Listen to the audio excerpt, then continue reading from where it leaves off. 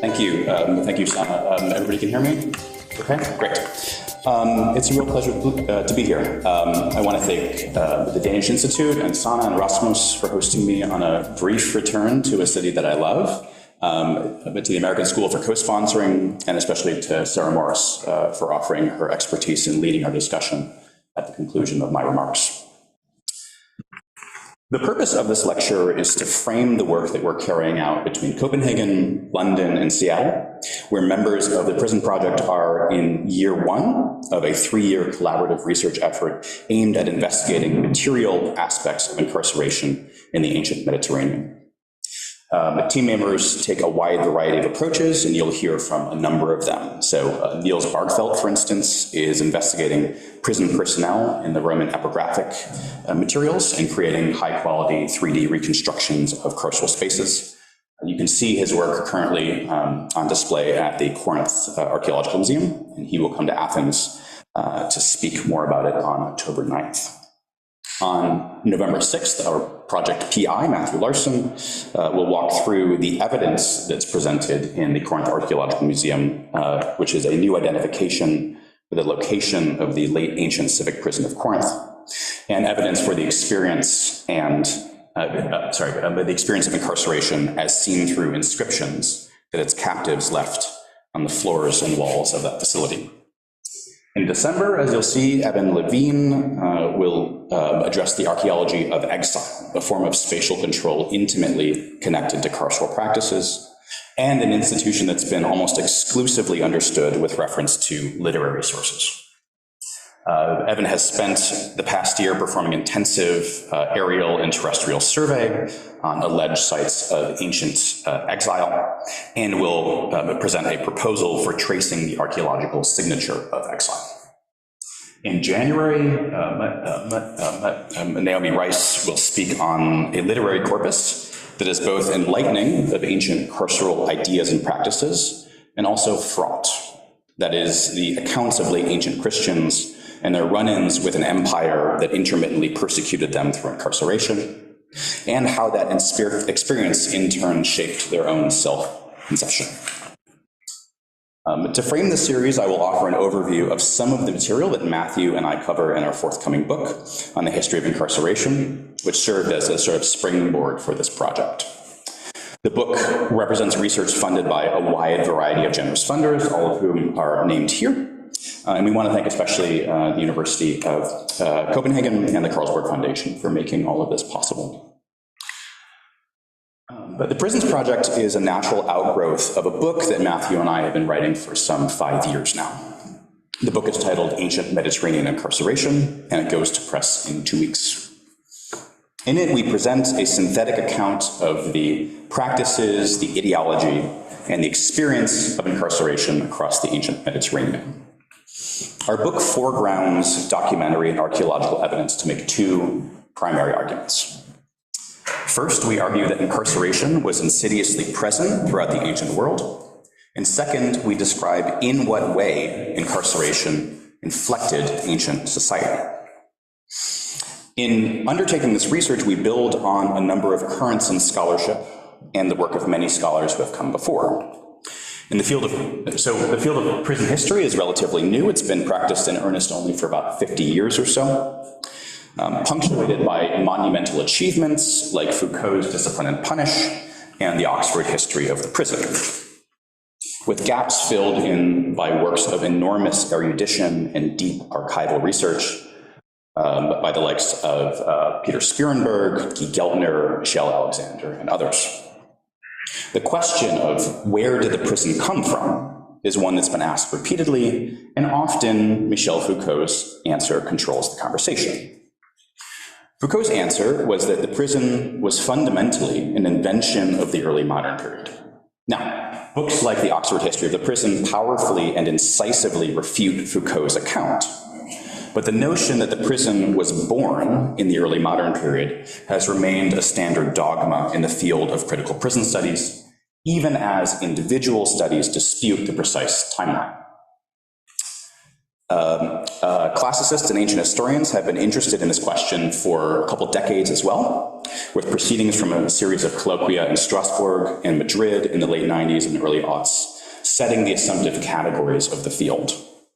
In his conclusion to the first carceral volume, that's this one, Alan Chalvaux wrote, "The ancient Roman prison was an unthinkable presence in the heart of the city, a fixed instrument and a tool with a variety of functions, capable of evolving and adapting, in a word, a historical object among others, neither more or less banal than others, at the same time, like a brutal emptiness, sucking in and canceling all the goodness and dignity.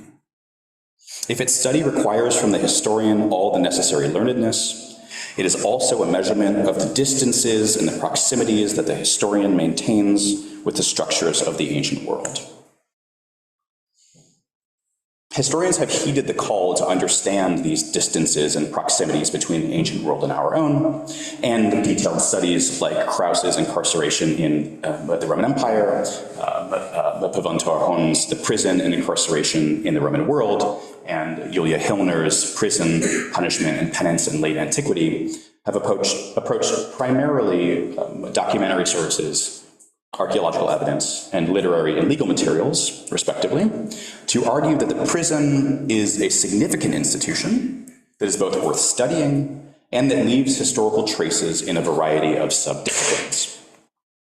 On the Greek side, immensely important articles from classicists and archaeologists alike have investigated both the material aspects of bondage, that's both enslaved and incarcerated bodies, and the political ideologies and implications of such practices, including now classic articles by Danielle Allen on the literary sources, and our own Sarah Morris and John Papadopoulos on the archaeological evidence. Importantly, Marcus Fulch and Jacob Abulafia have returned to the political and philosophical materials in recent work, noted here on the slide as well, all well worth your time. I say all of this to stress that we build on the work of others that came before. And yet, there's more work to be done, especially in bringing together different types of evidence into a synthetic account of both the ideology of incarceration and the experience of incarceration, including material aspects of its practice. Legal and literary sources have been subject to the vast majority of work in ancient carceral studies, sources which prescribe an ideal carceral order, but do not reflect practices on the ground in any one-to-one manner. Documentary and archaeological materials get us closer to the experience of incarceration, but their interpretation is fraught.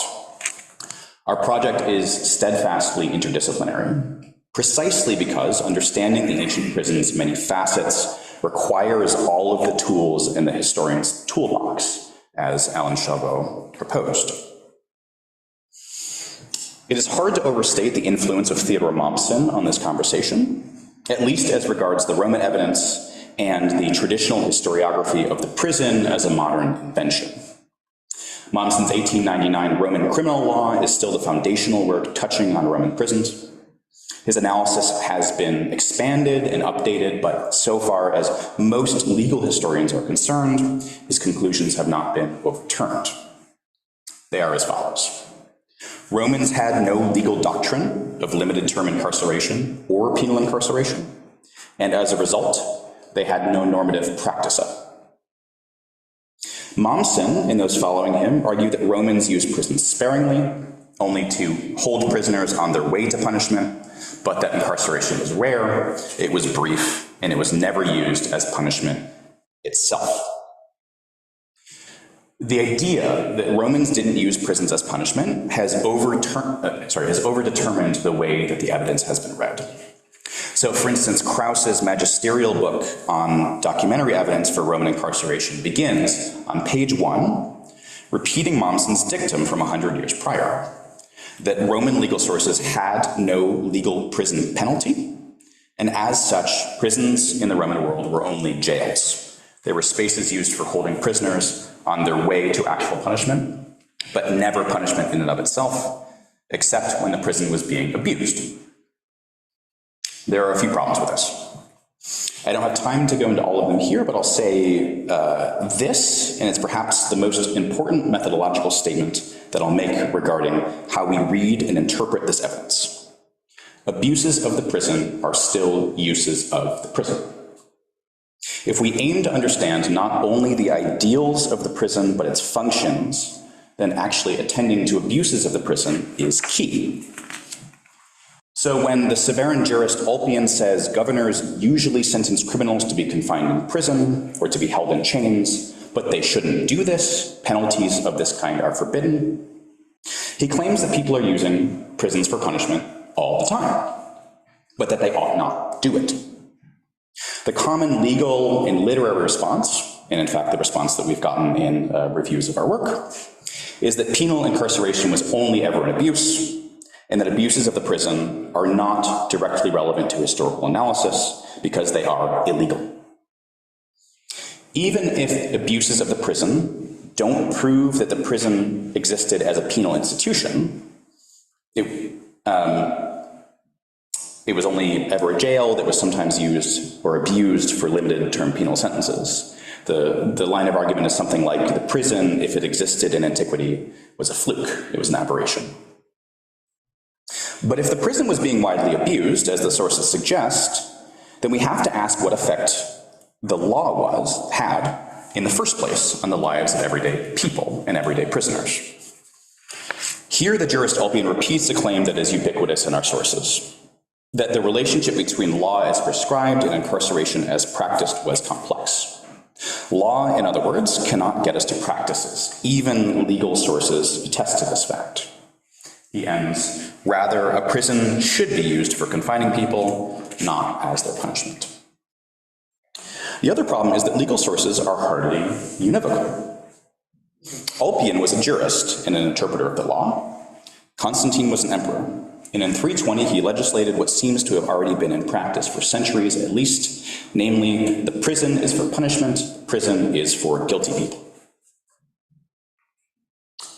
There's one more problem with the common Momsonian understanding of ancient carceral facilities as jails, disconnected from society, disarticulated from punishment, and as holding cells on the way to real punishment in places like mines or forced labor camps.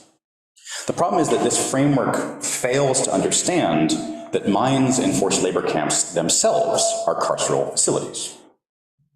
So consider this papyrus. It's a letter from the the 3rd century BC, which illustrates the economic exploitation of prisoners by private contractors overseeing mines owned by the Ptolemaic king. The address on the back, right here, reads, notice, this is to Horace the stonecutter, concerning the prisoners, that's the desmotai, working the aeolia, it's a unit of measure, and concerning the mine shafts. The letter reads, to Zeno, greetings from Horace the stonecutter. Haraeus reports concerning the prisoners. From the 2nd of the month of Paophi until the 10th of the month of Choiak, that each man has worked 2 cubits every day, there being 10 men in all. So that within each month, 600 cubits had been worked, and within the 2-month period, 1,200 had been worked, and over the course of 8 days, 160 had been worked. The total cubits worked is 1,360. If it seems best to you, send someone who will make a measurement, for there are 130 prisoners who have not yet worked. Here we learn that over a 60-day period, 140 people were incarcerated. They're described as desmotai in a mining facility. As the papyrus continues, the contracted mine overseers asks for more bread to be sent so that the prisoners can be fed and continue their work. The question is, where are these prisoners being held? Surely whatever facility they're in is definitionally a prison, and surely the fact that over a 60-day period, 130 of the 140 sat idle in that facility is a form of penal incarceration. The categories of jail, prison, and forced labor facility are deeply intertwined in these sources, and a little later in this lecture, I'll present evidence that in the Roman imperial period, such miners' prisons were conceptually and architecturally linked to civic prisons, military prisons, and even prisons for people condemned to die in the amphitheater.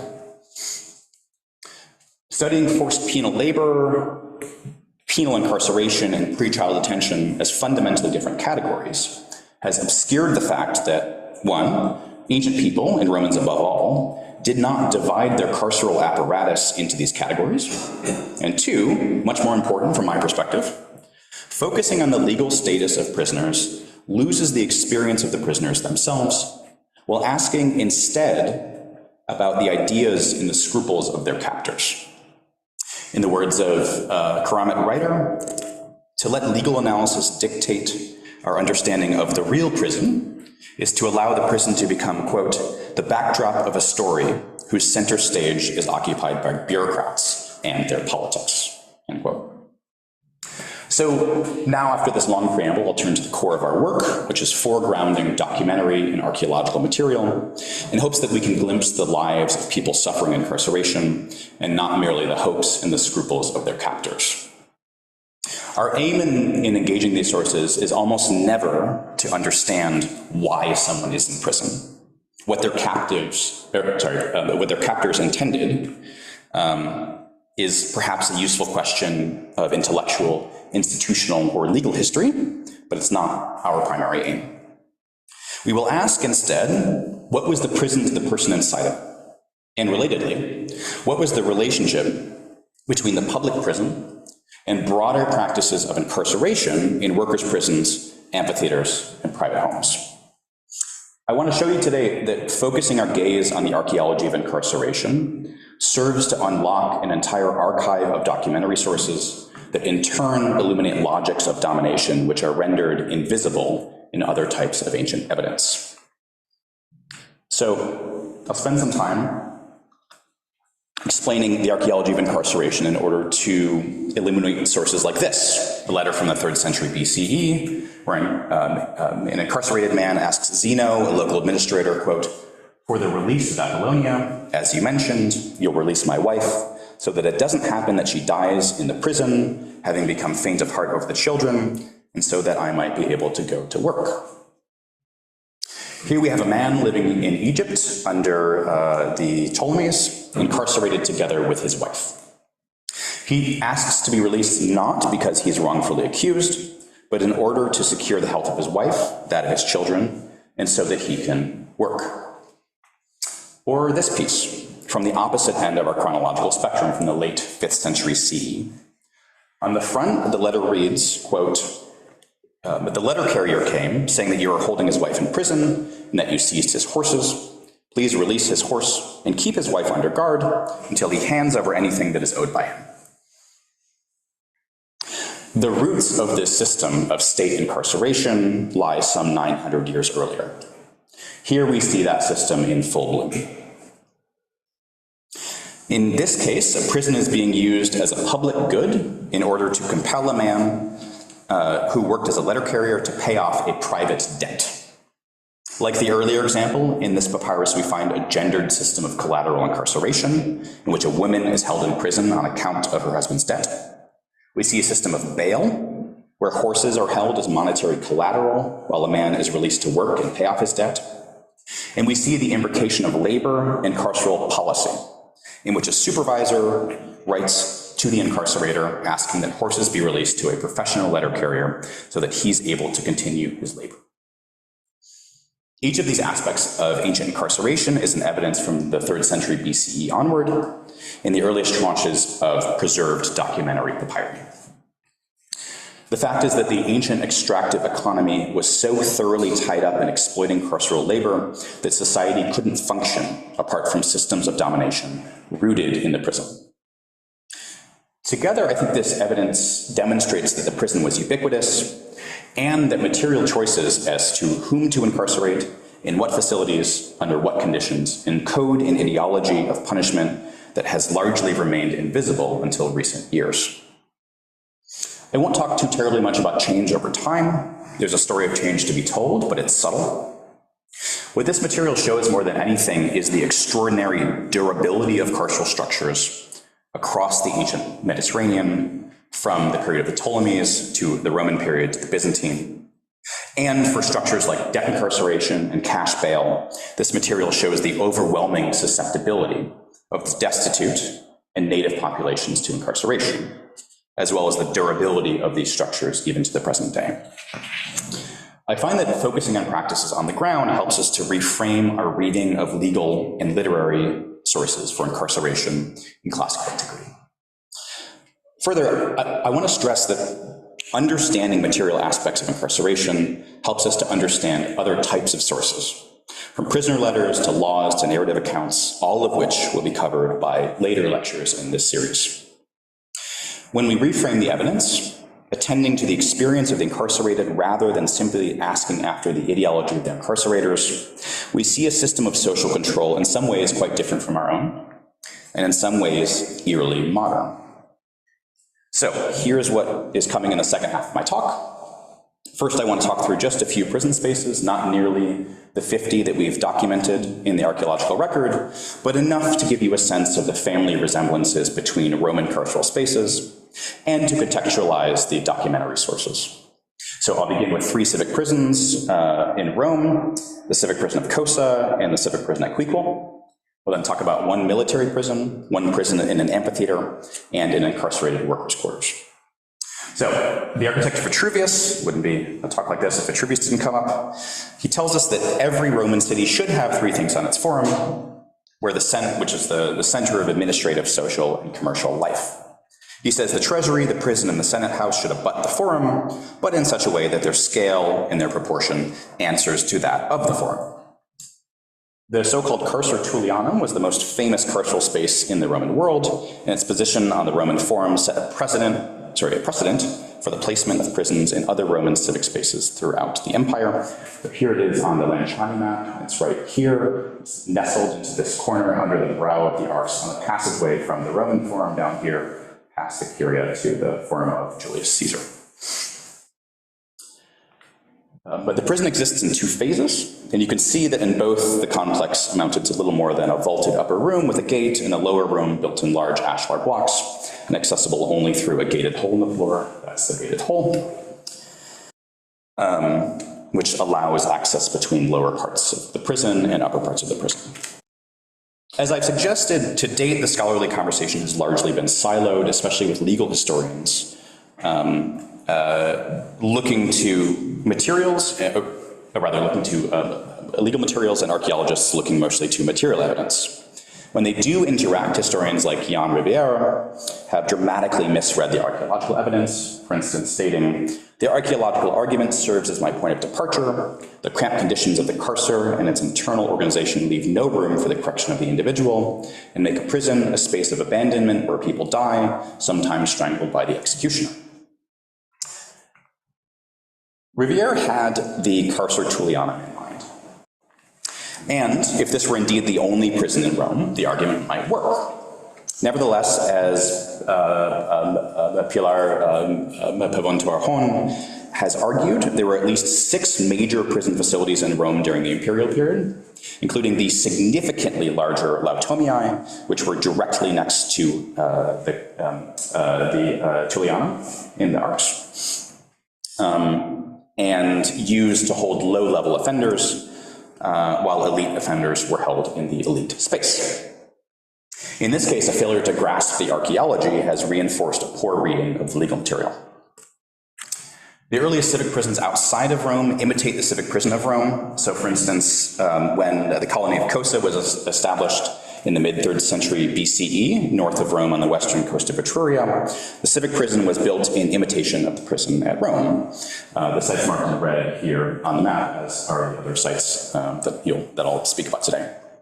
So the civic prison is built just off the northeast corner of the forum. It is right here. Just a few steps, again, from the forum and from the Curia. Here's a reconstruction of the prison made by project member Niels Barkfeld. You'll notice that, again, the prison has 2, there we go.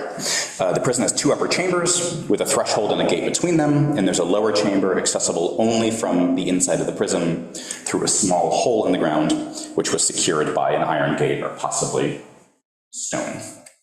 It looks like the Tullianum in broad strokes. The last civic prison I want to talk about is a little different from these 2. architecturally speaking, but nevertheless it shares significant family resemblances with the prisons of Cosa in Rome. So on to Quiquel. The civic prison of Quiquel lies directly underneath the civic courthouse, or the civic basilica, so it's here. This is the Carta Maximus, this is the Forum. It's constructed in the mid-2nd century CE. The prison complex has only one entrance directly on the main city street on the Carta, right there. Here's a view of the prison from the other side of the main street. There we go, with Matthew for scale. Going inside the prison, you will see that there's a small vaulted antechamber on either side of a very significant threshold with a mechanism for a lock, or at least a space to receive a lock mechanism. There's another threshold, another space for a lock. And inside, there is a ashlar-built, cross-vaulted chamber with some access to light that comes directly from the street. And looking to the other side, there's another chamber which looks quite light because the ceiling has fallen in, but in antiquity would have had no light whatsoever. And again, another space for a gate and a lock. Returning to the city's main street, you can see that the back entrance to the courthouse allows immediate access between the prison and the judicial chambers directly above. Here's the back staircase to the courthouse. The courthouse is the place where judges handed down pronouncements to loose and to bind to prisoners. At Quiquel, the place of judgment is literally above the place of confinement. This is a theme that we'll see again later, and I want to stress that part of the Roman ideology of carcerality that we can read from these civic prisons is the power of the state literally over bodies. In 2021, Matthew and I published the first securely identified Roman military prison at Lambesis, about 100 kilometers south of the coast in modern-day Algeria. The prison is situated within a sprawling military base, seen here in Jean-Claude Goldwyn's wonderful reconstruction. Here's the Principia at the center, and the prison right here. This is the base of Principia, the administrative center, in the architectural plan on the left and in the reconstruction on the right. The central room is the Ida Signorum, the sanctuary of the standards, a temple where flags and symbols of the legion were kept, along with a cult statue of the emperor. Typically, we expect to find a treasury underneath the sanctuary of the standards, where legionary pay was held. At Lambesis, however, underneath the sanctuary of the standards is not a treasury, but a prison. Here's a diagram of the sanctuary with the upper portion on the left. The floor supports a ritual base for a cult statue. It's the emperor, most likely. The underground portion is on the right, with 5 parallel cells, each with a narrow window opening to the public street that runs behind the building. Here's a photo of the site today, with the remains of the sanctuary above and the cells of the prison below. One of the things that we noticed while we were on site, and which had never been noticed before, is that there are dozens of small graffiti scratched into the walls of this space. This is how we initially made the identification that this is, in fact, the prison. Here's one of the cells on the left, along with an isometric reconstruction of one of the windows which opened to the public street and supplied the little bit of light passed to the underground space, the light that the prisoners used to scratch their small graffiti on the wall. So, what are these windows for? They're for feeding prisoners, which was generally the responsibility of the family of the imprisoned person. And as you can see, in fact, the window on the left shows significant wear. This axis later, so remove it in your mind. While the window on the right is rather pristine. It's worn down from perhaps a century of food, lamps, and clothing being passed through from the outside. Through documentary sources, we're lucky to be able to listen to not just the voices of incarcerators, but the complaints and concerns of the incarcerated. This is a letter from a professional grain measurer named Phaenesis. He sent this letter from the Egyptian city of Philadelphia, where he was incarcerated, even though his family lived up the Nile. He writes, Phaenesis, the grain measurer, to Zeno, greeting. It is now 3 days since Dionysiodorus saw me and ordered me to be taken to prison. Will you kindly send me one of your people along with the messenger who hands you this letter, because I have no one in this city. And send me a cloak or some money, as much as you please, to serve until one of my folks sails down. Phoenicis writes to the only person he knows, a local aristocrat named Zeno. This is perhaps as close as we can get to the actual experience of an ancient prisoner. His complaint is typical. He's cold, and he needs money to buy food. In documentary sources like this, we see over and again that in terms of susceptibility to incarceration, the most dangerous place was to be poor and far away from home. From the Ptolemaic period through the early Byzantine period, the most common complaint that we see in prisoner letters is that they will die in prison if someone that they know does not come by with food or with money to purchase food. So for instance, we have this letter from Egypt in the 7 BCE, in which a woman writes to her children, reminding them to feed the slaves that she's left in prison as collateral for her own debt, because they will die otherwise. She writes, I have often written to you to care for the slaves. They will die in prison, and you can see here they're called somata, bodies. Remember that these spaces are in the center of towns. When you walked the main public street at Lambesis, or through the center of cities like Kosa or Quiquel, you would have been able to see, hear, smell, and often touch incarcerated individuals. And the thing that they would be asking for, more than anything else, is food and clothing to keep warm in the dark, damp, underground spaces where they were confined. There are no lessons from antiquity about a more just carceral system. More than anything else, this material points to the extraordinary durability of carceral structures across time, their fundamental imbrication with issues of class, gender, ethnicity, and imperialism. Nevertheless, I think seeing this material does give us an opportunity to learn something about our own choices, aided by what Gadamer called the hermeneutic significance of temporal distance. These sources help us to see that our choices to incarcerate, how to incarcerate, are just that, they're choices. Further, these choices encode an ideology of punishment. For instance, carceral systems today, by and large, are a form of social segregation. People are quite literally locked away. And society participates in a social fiction that prisoners don't exist. The ancient evidence shows that this is a choice. Incarceration as a form of social death is in fact peculiar. In the Roman world, prisoners were inescapably present in the lives of cities, to which I would add the economic life of the empire. Roman prisoners were exemplary and placed at the center of cities precisely to show off their deviance. The American and the Danish carceral systems, on the other hand, place prisoners out of sight and out of mind. Which of these is more just? Neither. But neither are either of these choices obvious, natural, or innocent. One final note on Lambesis. This ideology of state power above, deviant bodies below is repeated here, though it's played in a slightly different key. It can hardly be a coincidence that prisoners were kept quite literally underneath the standards of the legion at Lambesis. Even the 4th century historian Ammianus Marcellinus remarks on the confinement of both generals and common soldiers apud signa, at the standards.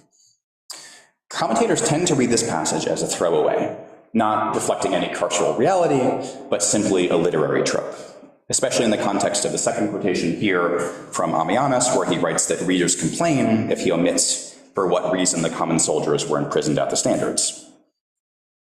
Archaeological evidence helps us to see that, yes, Ammianus is having a fit about his perceived critics, but he's doing so using common images that his readers would understand. Like the idea that someone might be imprisoned near the standards of a legion, the army's symbol of their might and imperial control. The insidious interimplication of imperialism and incarceration does not end with the ancient world. In the springs of 1897 and 1898, a group of 95 Algerian prisoners were put to work by their French captors. They were unpaid laborers, bodies, used to excavate an archaeological site underneath the French colonial prison. The archaeological site was the base of the Roman Third Legion. Here in this picture, you can see the French colonial prison in the background and the Legion in the foreground. Over the course of late antiquity, the Latin word signa, meaning standards, military standards, passed from simply referring to the flags of the legion and came to refer to what is often found nearby, the prison. When Roman rule faded and Coptic became one of the main administrative languages of the area, the association continued. The Latin word signa became sicne in Coptic, referring no longer to military standards, but in fact simply referring to a prison. When Arabic replaced Coptic as the local language, again, the word remained. Still today, Sijin in Arabic means prison, derived from the Syriac or the Coptic, and ultimately from the Latin military term signa, which referred to military standards that were kept near the prison. Though the connection hadn't been made until the 20th century, the Arabic-speaking prisoners who excavated the site in 1898 uncovered for the first time an archaeological site that serves to explain their own word for prison. So we've covered civic and military prisons. We're going to look at just a couple more. This is the Roman amphitheater of Carralus in modern-day Sardinia, which was in use from the 1st century BCE through at least the 4th century CE. There are 2 dedicated carceral spaces in this amphitheater, purpose-built to house people who had been condemned to die there. To the southeast, here, there's a prison for the gladiators who fought in the games, and to the northwest, there's a prison for people condemned to die in the arena through judicial proceedings. Here you can see that the amphitheater is cut into a natural valley, and limestone blocks were excavated from a quarry just to the north, here to build the remaining part of the stands. An aqueduct leads from the amphitheater to the quarries where blocks were extracted. Here is a drawing of the quarry-turned-cistern that was eventually transformed into a prison, fundamentally changing both the use of the space and the flow through it. So whereas once water flowed from the center of the amphitheater through a 100-meter aqueduct to splash down in the cistern, eventually bodies sitting on the floor of a disused cistern moved through the same aqueduct to the amphitheater to meet their death. Here's the inside of the prison with Matthew for scale.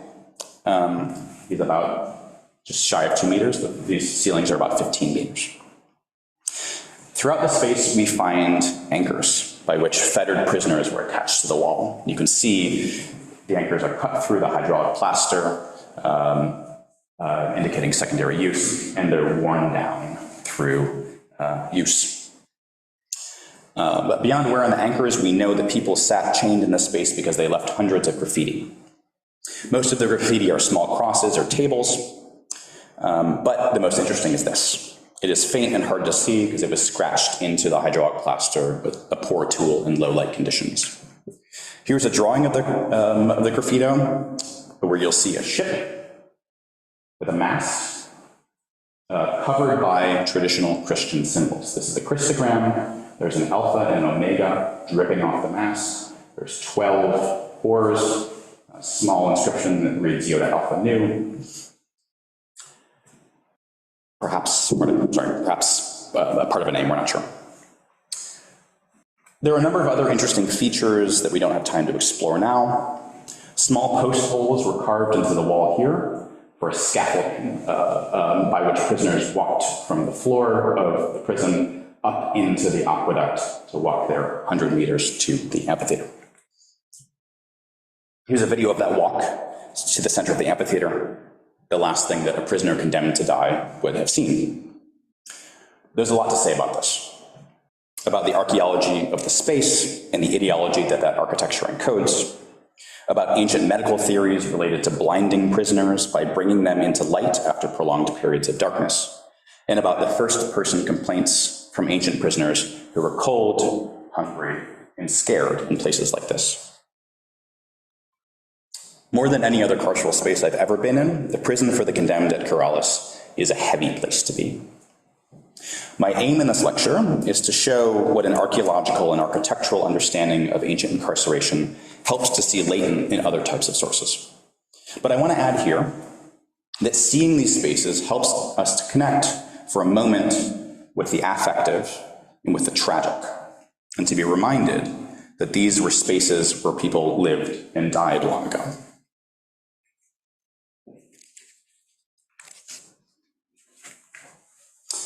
One of the most dangerous places for a prisoner to be was in the mines. Here we have a reconstruction of ancient Semitus, modern Chemtu, Tunisia. The site was the single source for the prized Giallo Antico marble, mined under Roman military supervision. If we zoom in a bit to see the hills of Giallo Antico here and the production center behind, you'll see a 6-bayed building which served as a prison for enslaved and incarcerated individuals who were condemned to work in those mines. Both juristic and documentary sources attest that throughout the Roman period, prisoners often served time-bound sentences in the mines, after which they were intended to be released. For instance, here's a letter from the imperial administrator of Egypt that releases a man for time served ending on December 27th, 209 CE. It reads, Subbatianus Aquila, to Theon, the governor of the Arsinoite district, greetings, Nigeros, son of Papyrus, whom the most honorable Claudius Julianus, this is his predecessor, condemned to the alabaster mine for a period of 5 years, and who has completed his time of sentence, I release. What I want to draw your attention to here is another type of carceral space in which a certain ideology of incarceration appears to be encoded. Here we have a reconstruction of the prison in its second phase after a bathroom had been added, and small high skylights here. But you'll notice that there are 6 bays, each of which had benches running along their entire length, a length of about 110 meters. Each cell communicates with a single gated antechamber, which sits in a secure complex underneath a watchtower and another gate. Each bay could hold about 180 workers, meaning that at least in principle, this space could have held upwards of 1,000 enslaved and incarcerated miners. The cells are what I want to pay attention to, and the ideology that they appear to betray. While this law of Constantius comes from a bit later, and as you'll see is a little bit tricky to translate, it nevertheless points to one rationale for having separate cells in places like this.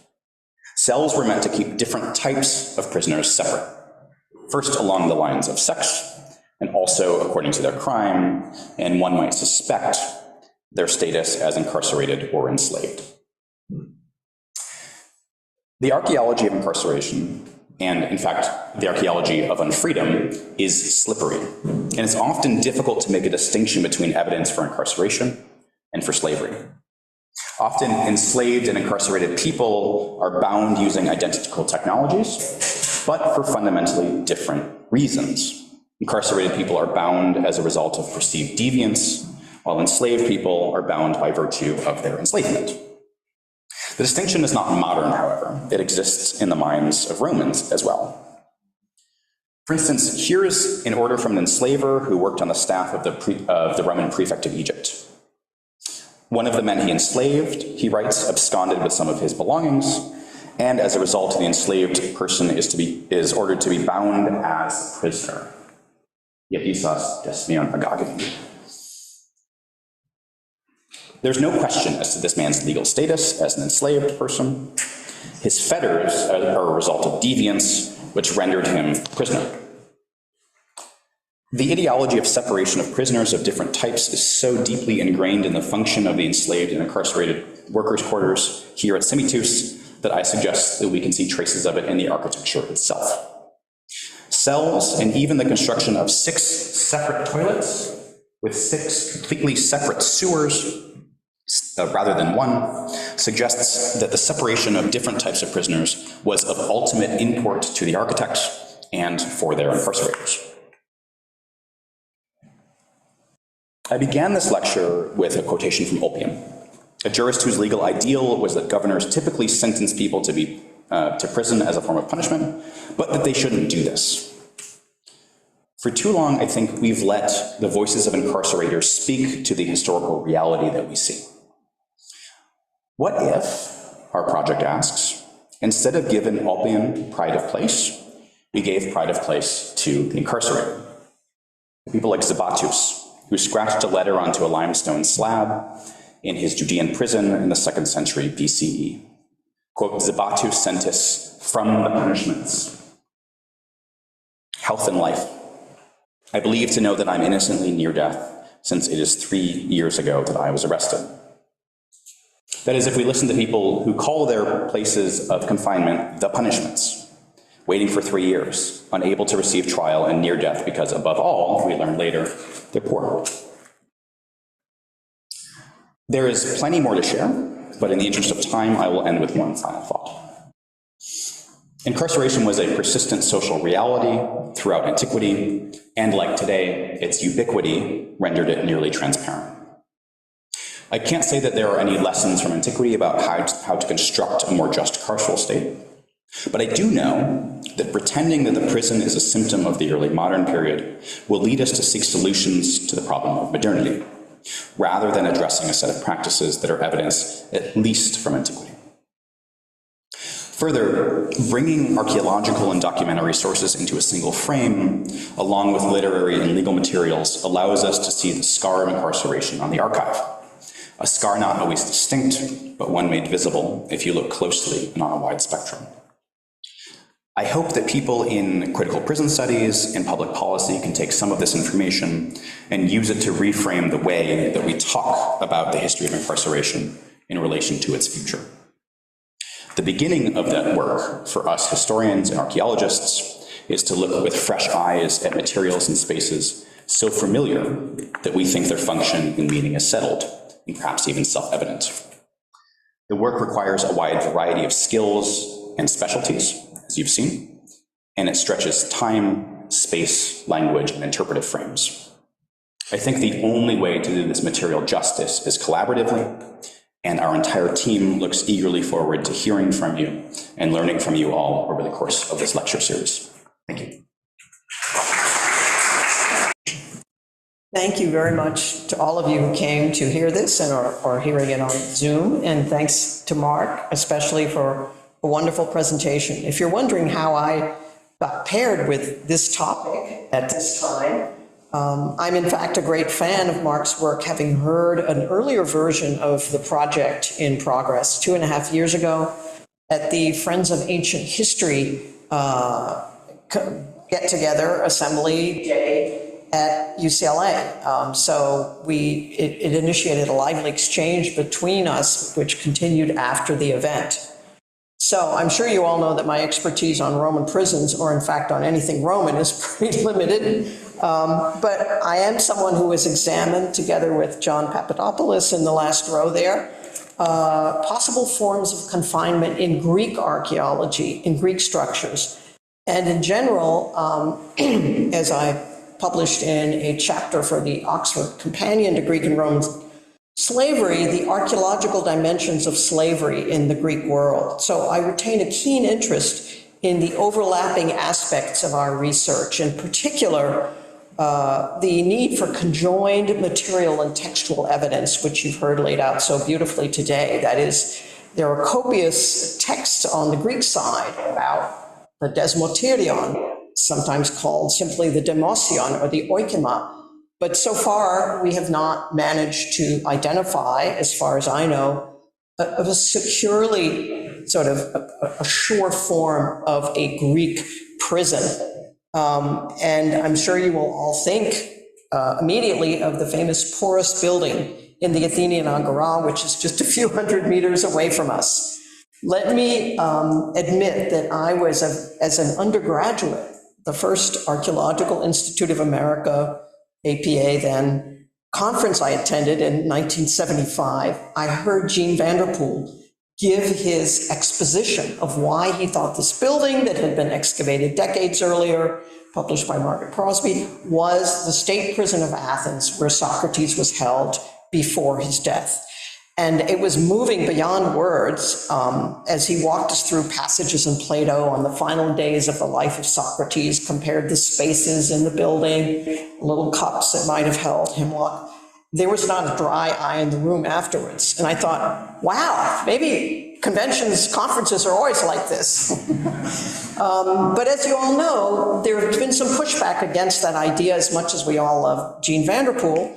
And after it was published in 1980, there's been a lot of discussion of it. I think the point is that we don't really know what a Greek prison looked like. We certainly can't accept that that building was the state prison of Athens, but there are copious records about people being imprisoned in public municipal contexts. And Mark mentioned the two terrific articles by Marcus Forch at Columbia University. He is writing a book on Greek prisons, which is why their project is concentrating on Roman ones. And I really do recommend them. So on the Greek side, we can't really juxtapose what is so much richer and more widespread and long-lived on the Roman side. So just a few comments about the nature of these bodies of evidence that we're all trying to work with. And first of all, on the Greek side, we're limited to historians and orators. These are the main sources on the uses of the word for a prison. And of course, in philosophy, I mean, Plato describes the body as a prison for the soul. That's one of the kind of testimonia we're dealing with, which implies that there were actual prisons, right? But it's very nuanced, and we don't have, let's say, documentary, we don't have the kind of correspondence from Egypt or even inscriptions that would tell us more practical matters. So what are the other kinds of evidence we look at, both on the Greek and the Roman side? The evidence of fetters and shackles has, I think, in some ways been overvalued. I used to call it the fetishization of fetters, that there's nothing that makes people more, thrilled in a way to find actual skeletons with shackles on them. We have some famous ones down in Phaleron. There are cemeteries in Lavrion and Pydna where people were buried in ways that their hands and feet were both bound. But I worry about all the other kinds of binding with leather and rope, invisible archaeological evidence that doesn't last. Today, those plastic zip ties, that's most what's going to happen to you if you're stopped in traffic and so on. So a lot of so we may sort of depend too much on finding those to tell us there was some kind of incarceration or confinement of human beings. And again, when we find shackled individuals, we don't know whether they're war captives, slaves, citizens under penal confinement, those being held for ransom. And of course, there are many invisible forms of sort of punitive measures, particularly penal tattooing, right? So runaway slave is tattooed and is really unfree forever. That person is identified forever as someone who cannot regain their freedom. Finally, the idea of the graffiti, which works so beautifully for the case study in Corinth, and I recommend that you all read the wonderful Hesperia article of Matt Larsen's, or come hear him later this fall. I'm sorry I won't be here for the rest of the terrific talks lined up, which clearly express in very explicit ways what they want. They're really a form of curses against people who have incarcerated them. And it's quite clear that they are associated with a specific space. It is a space that was repurposed from other buildings. And I see Amelia Brown here in the audience, who's an expert on late antique Corinth, and is cited in the article. So it's a repurpose rather than an originally designed space, and reminds us again that we can't rely on a consistent shape or location or size of building.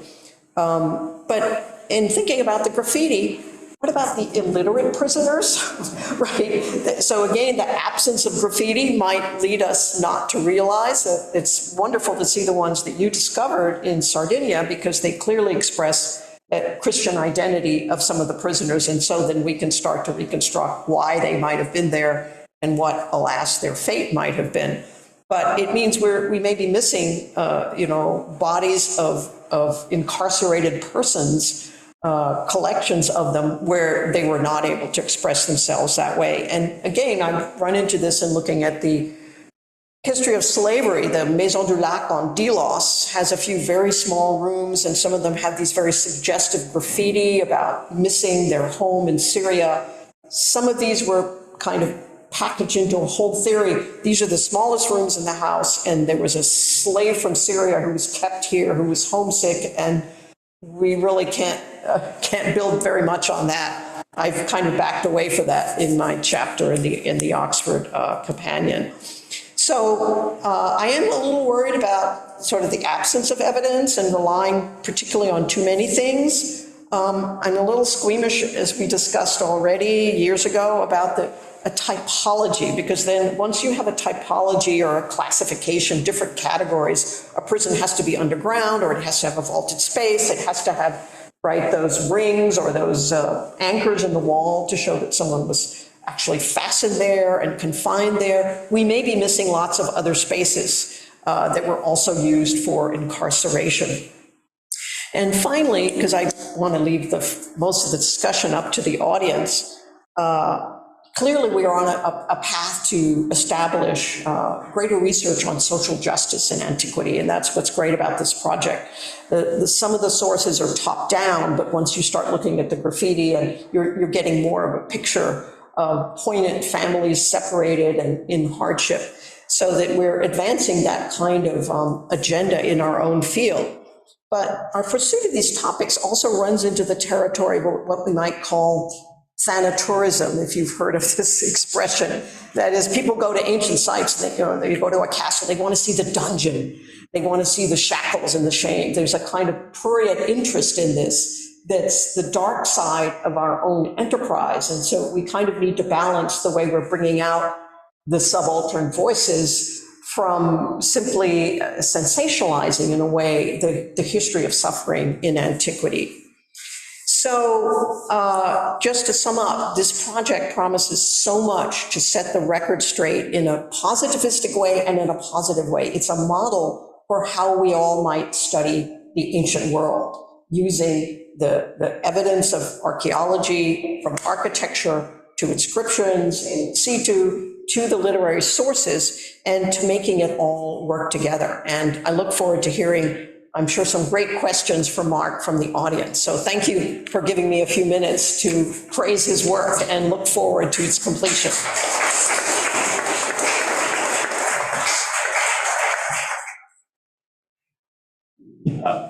Thank you, Sarah. It was lovely. I'll just say a couple things and then we can. Just to quickly respond to a couple things, I'll say that sort of the thanatourism issue is one that we are acutely concerned with. And you're right that this project does not come out of a sort of brains and vats trying to figure out what the most interesting thing to talk about would be. Matthew and I are both deeply concerned with the problem of mass incarceration and trying to understand, one, where this institution comes from, and two, what we as historians could possibly do about it. It's not much, but we find that the most common argument against the prison today is some version of there's a time before the prison, and so there can be a time after the prison. And if that's not true, then we need to think of new frames. And so that's part of where this project is coming from. But there is a certain, concern over the sort of the prurient interest. And the fact is that some of our work gets media coverage precisely because of that. And I'd love to talk more with you about this after. And I think you're absolutely right that we're missing almost all of the data. We're just grasping at straws here.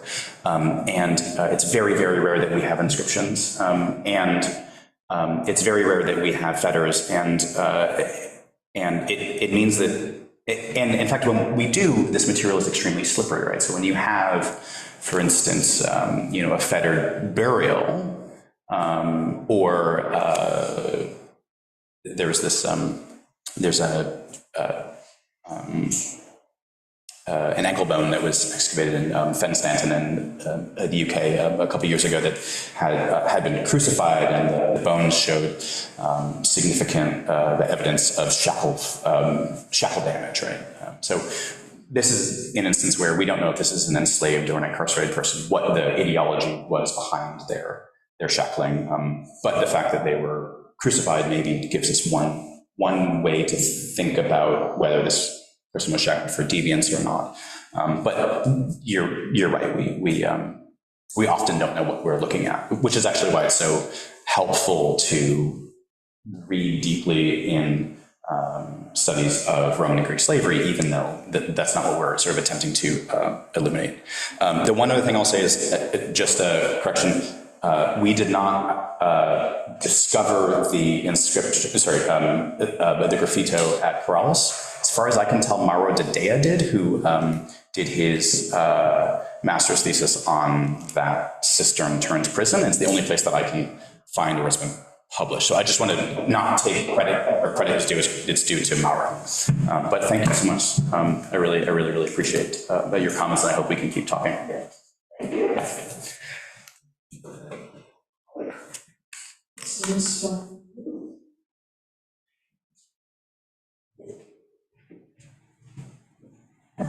Well, thank you for this talk. This was very interesting. I wanted to ask in terms of the sort of classification you may be using.